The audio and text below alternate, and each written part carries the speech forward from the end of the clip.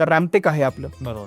रामटेकला प्रभावती गुप्त नावाची गुप्तांची किंवा वाकाटकांची एक राणी होती. गुप्तांची मुलगी, वाकाटकांची सून.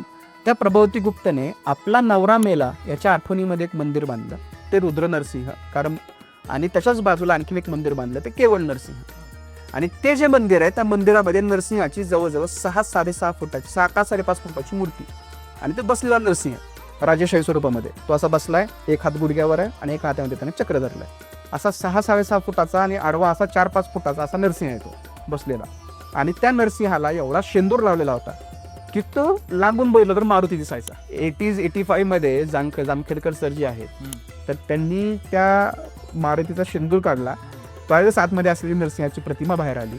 त्या मंदिरावर नागपूरकर भोसल्यांच्या काळामध्ये चुन्याचा गिलावा देण्यात आलेला होता. तो गिलावा ज्यावेळेस काढला त्यास तिथं प्रभावती गुप्तचा भला मोठा शिलालेख मिळाला. आणि या एका संशोधनामधून महाराष्ट्रातलं सगळ्यात जुनं लिखित स्वरूपामध्ये पुरावा असलेलं जे मंदिर आहे तर त्या मंदिरांपैकी एक हे प्रभावती गुप्तचं केवळ नरसिंह मंदिर रामटेकचं ते पाहायला मिळालं, जे आहे 5व्या शतकाच्या अखेरीस, म्हणजे आत्तापेक्षा 1500 वर्ष जुनं.